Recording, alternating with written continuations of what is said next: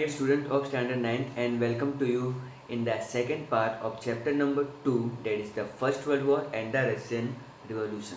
So friends, this is going to be the most sensational session because I am going to cover First World War under this part, and the third part of course going to for the Russian Revolution. So without any delay, let's get to the first slide.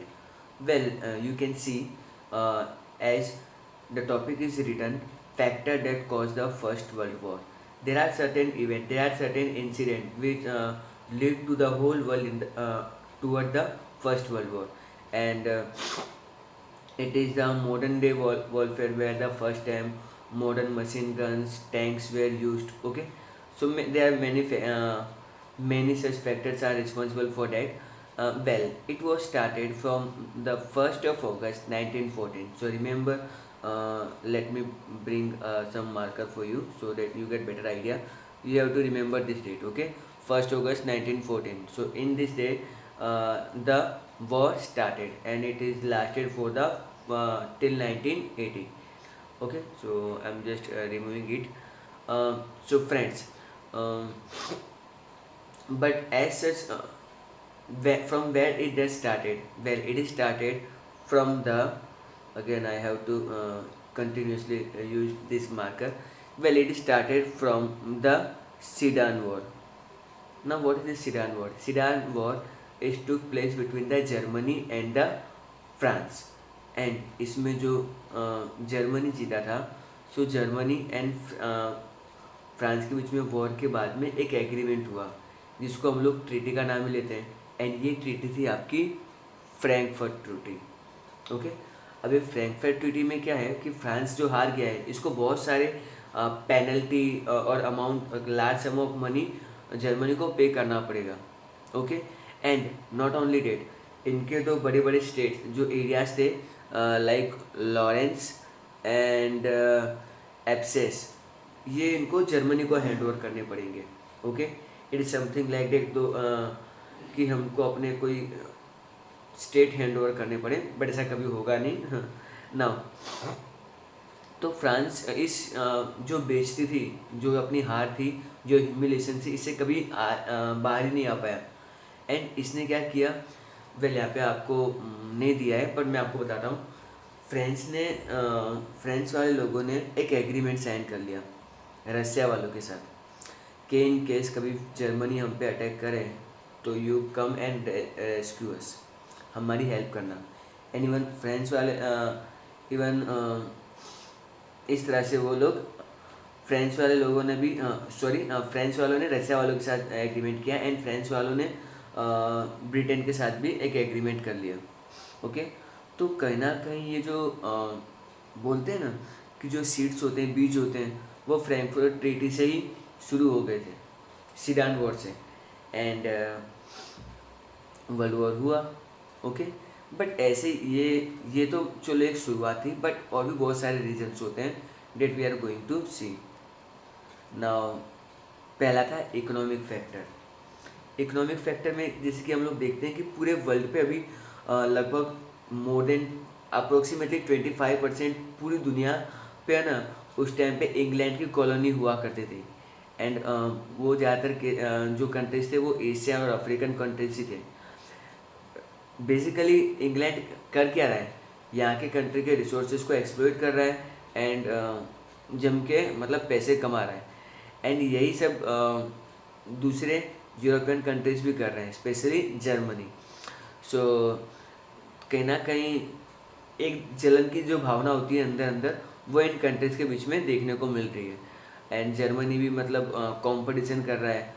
सो कहीं ना कहीं जैसे आजकल China और America के एक competition चल रही है, वैसी कंपटीशन उस टाइम पे इन दो कंट्री के बीच में थी, एंड जर्मनी को समहाउ इंग्लैंड और फ्रांस का डोमिनेशन ख़त्म करना था। उस टाइम पे पूरे वर्ल्ड में लगभग इंग्लैंड और फ्रांस ही दो कंट्री थे जो पूरे वर्ल्ड को मतलब हैंडल करते थे, एंड उसको कंपटीशन देने के लिए जर्मनी हमेशा एग्रेसिव रहता था।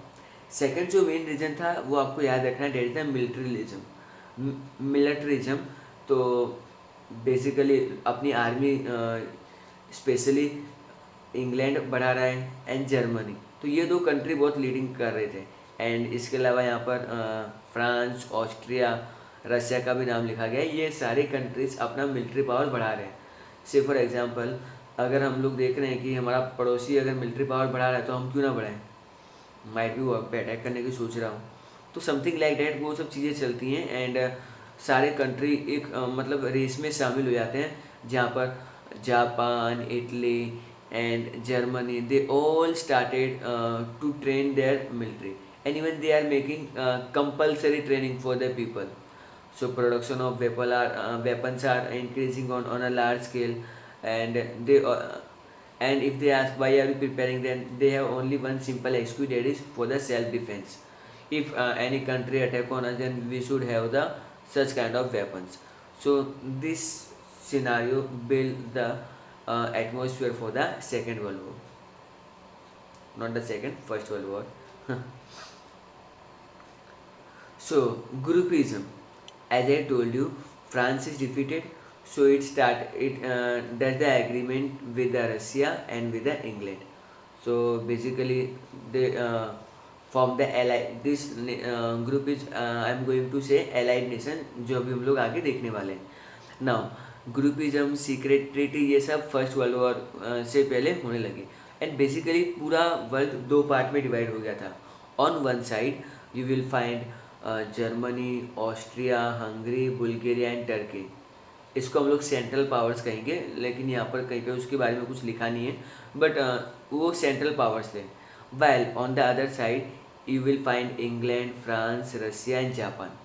ओके, सो जो सीक्रेट ट्रीटीज होती थी वो कहीं ना कहीं पूरे वर्ल्ड को दो पार्ट में डिवाइड कर गई एंड वर्ल्ड वॉर हुआ ही फिर. Now point number 4, that is the feeling of fear nationalism. ठीक है, नाउ यहाँ पर see the independence of the Belgium and Greece has unification of Germany and Italy were the result of the nationalism. See nationalism क्या होता है? एक mind set बन गया था कि अगर हम लोगों को कोई पर्टिकुलर ग्रुप को अगर लड़ाई लड़के अगर वो जीतता है तो अपना एक नया नेशन फॉर्म कर सकता है. सो बेल्जियम एंड ग्रीस उसका एक था. And recently Italy and Germany भी बहुत सारी इंटरनली लड़ाइयाँ लड़के, छोटी छोटी लड़ाइयाँ लड़के एक कंट्री बनाए.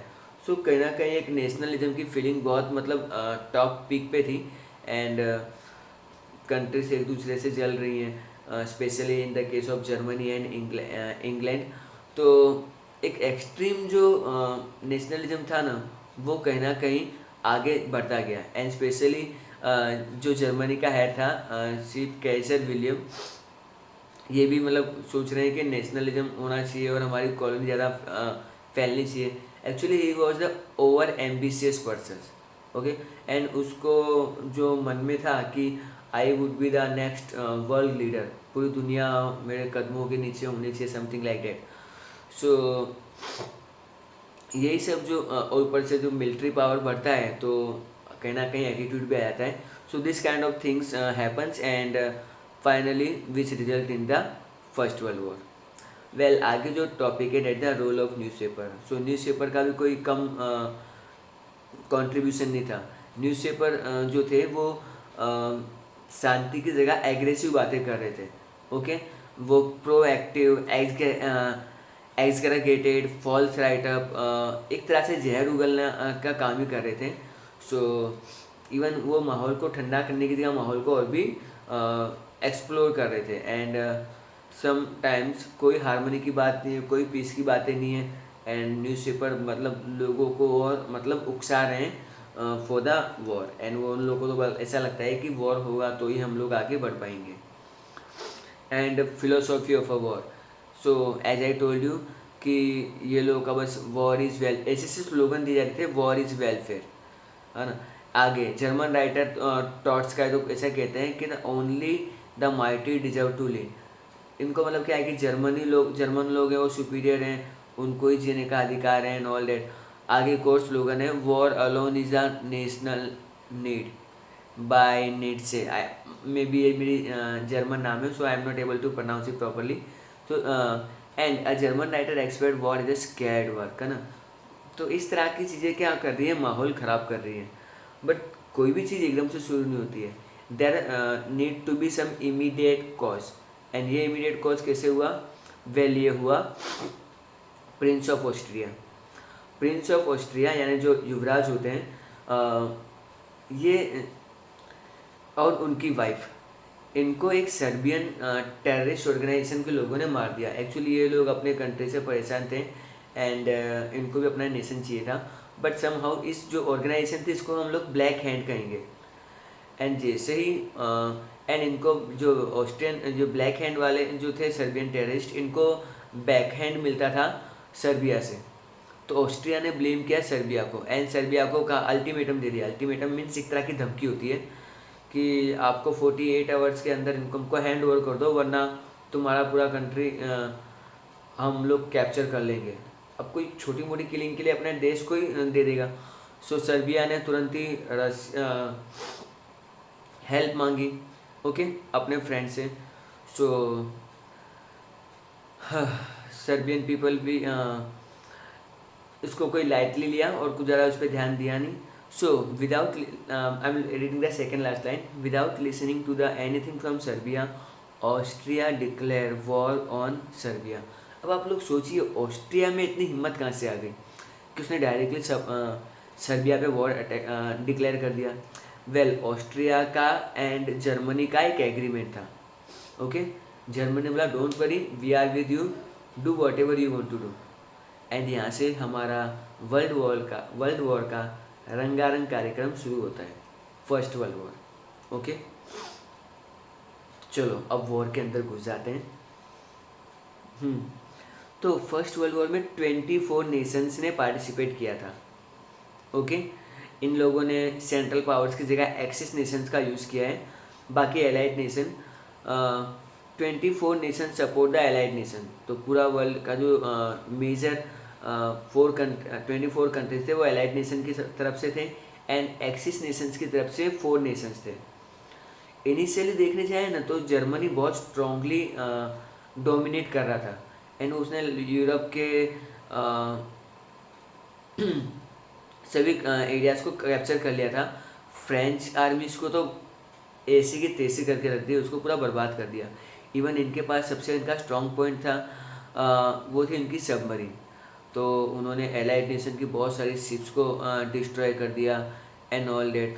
तो लग रहा था कि जर्मनी भाई कुछ कर सकता है, इंग्लैंड को टक्कर दे सकता है। And on the other side अभी तक वॉर में कौन नहीं था? यूएसए बहुत स्मार्टली खेल रहा था। वो क्या कर रहा था, वो सारी हेल्प एलाइड नेशन को भी भेज रहा था, एक्सिस नेशन को भी भेज रहा था। बट सिचुएशन कब बिगड़ी? जब जर्मन लोगों ने नॉर्मल जो शिप्स होती हैं यूएसए की शिप्स पे भी उन्होंने अटैक किया। आगे हम लोग उसका भी नाम देखने वाले हैं। उसका नाम था लुसितानिया। एंड जैसे ही उन्होंने अमेरिकन शिप लुसितानिया पे अटैक किया, जिसमें अमेरिका के 147 सोल्जर्स की डेथ हो जाती है, अब इन्होंने तो डिसाइड कर लिया कि भाई अब हम लोग वॉर में जाना ही पड़ेगा। अमेरिका के संसद में बिल पास हुआ एंड दे डिसाइडेड एंड रोज 10,000 सोल्जर्स भेज रहे हैं ये लोग इंग्लैंड की हेल्प करने के लिए, ओके। सो उस फ्रंट से वो वॉर लड़नी शुरू हो गई। सो जैसे ही अमेरिका ने एलाइड नेशन ज्वाइन किया in April 1917, scenario completely change, okay. Let me tell you, scenario यहाँ पे चेंज नहीं हुआ। इसके अलावा इंडिया के जो सोल्जर्स थे ना, उसने भी इंग्लैंड की हेल्प की, ओके। इंडिया के 13 लाख सोल्जर्स ने इंग्लैंड की तरफ से फर्स्ट वर्ल्ड वॉर लड़ा है। कैन यू इमेजिन आज इंडिया की आर्मी कितनी है? 13 लाख ही है और पॉपुलेशन हमारी आज है 136 करोड़ प्लस जो भी होगा। बट उस टाइम पे 1914 में इंडिया की पॉपुलेशन हार्डली 20 करोड़ भी नहीं थी। सो एक बहुत बड़े हिस्से, और जो ब्रिटिश के आर्मी थे उसमें तो ब्रिटेन के खुद के सोल्जर्स बहुत लेस अमाउंट में होते थे, ओके।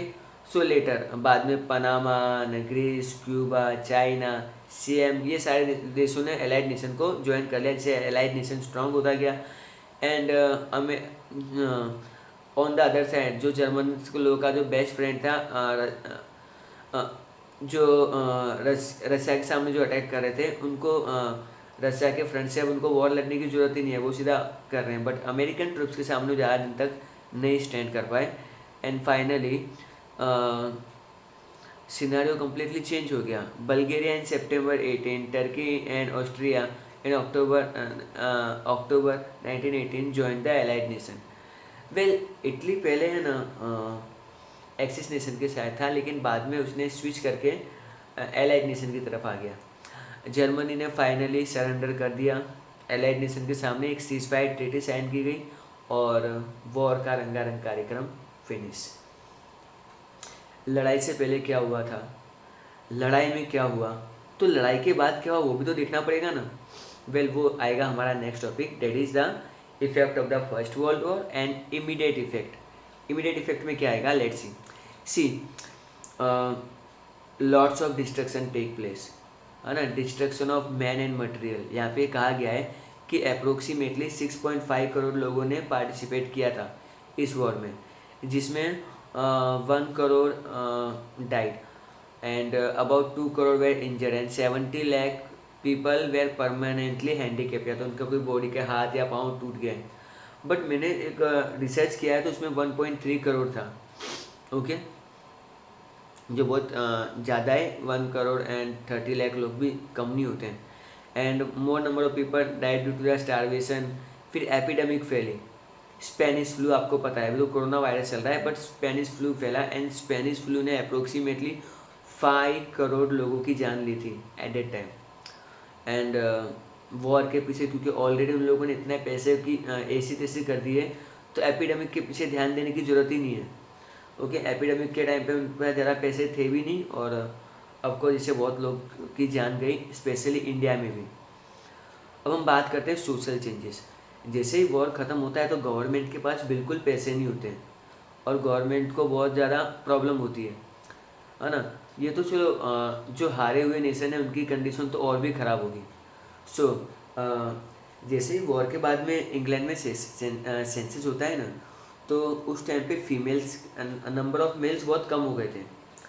मेल्स अभी इंडिया में देखने जाएँ तो पर 1000 मेल्स पे समवेयर 940 फीमेल्स हैं। बट उस टाइम पे at the end of the first world war, England की बात कर रहा हूँ, 1300 फीमेल्स थी पर 1000 मेल्स पे। तो फीमेल्स अब सोसाइटी में जा रही हैं, वर्क कर रही हैं, अपने राइट्स के लिए डिमांड कर रही हैं, घर से बाहर निकलना पड़ रहा है, काम करना पड़ रहा है, तो उनके अंदर कॉन्फिडेंस आ रहा है। इवन बहुत सारे कंट्रीज में वोटिंग राइट के लिए उन्होंने डिमांड किया।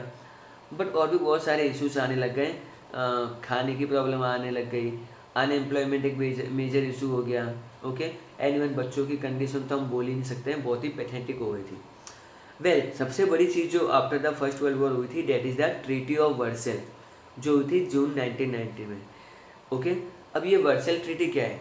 वेल, पूरे वॉर का लेखा जोखा, जो भी मतलब लेखा जोखा जो भी होता है इसको मतलब कैलकुलेट किया गया, कितना हर कंट्री को नुकसान हुआ, कितना उनने वॉर के पीछे खर्चा किया, कितने उनके पैसे वेस्ट हुए, वो सब कुछ इसमें प्रेजेंट किया गया।